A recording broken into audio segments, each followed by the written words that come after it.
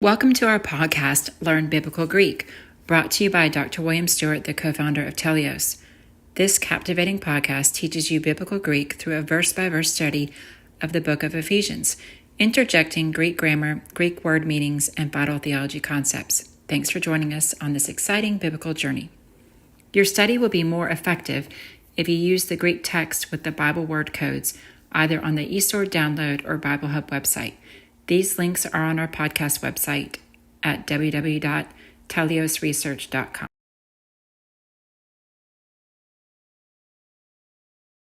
Hi, I'm William Stewart, co-founder of Telios. Welcome back to our podcast on learning biblical Greek.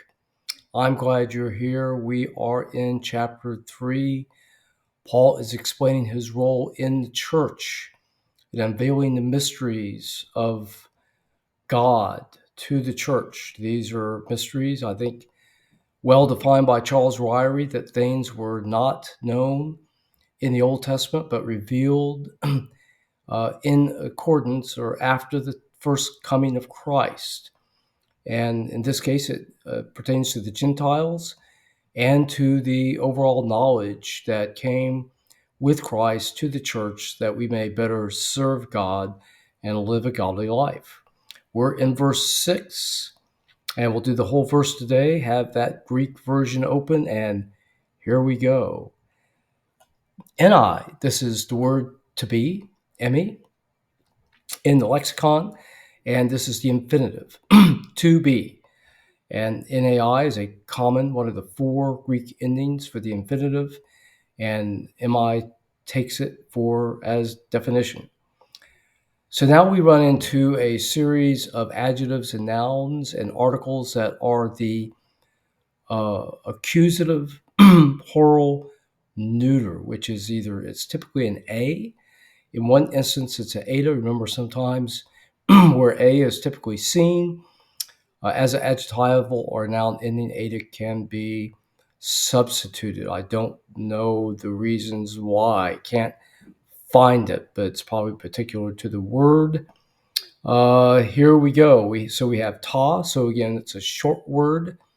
Starts with T, so you think of an oblique case noun, and indeed it's followed by a noun. Ethne, so that A, of course, again, is the accusative neuter plural ending in this case. Ethne is usually ethnos, a neuter, and the eta, it's a third declension, again, is accusative plural neuter. Su kleronoma, fellow heir. So this is acting as an adjective.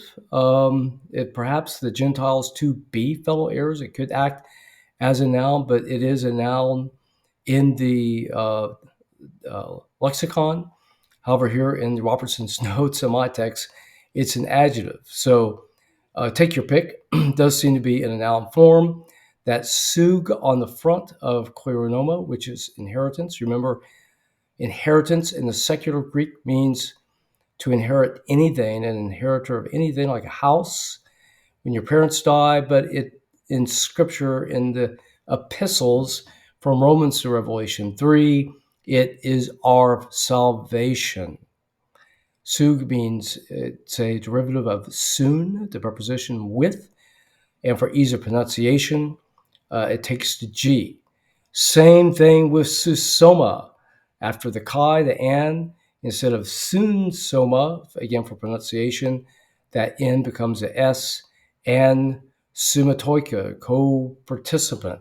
So instead of a N, it becomes a M for pronunciation reasons. All of these, again, are accusative neuter plural. Tis, so again, short word. We think of an article because it starts with a T, oblique case, which of course is either genitive, dative, or accusative, not nominative.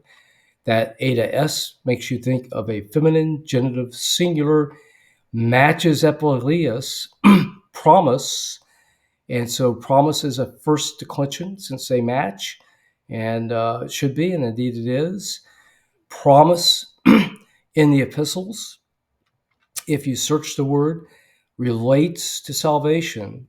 Promise of salvation used 41 times, I think, dating going back to the promises of Abraham, where Messiah is promised to come from him.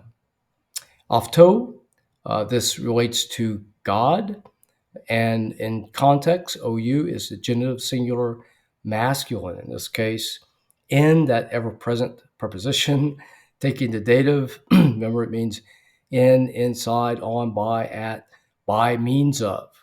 Here, to Christo, the dative singular masculine in this case, the Christ. They match in terms of ending, so of course Christos is a second declension noun. Dia, preposition.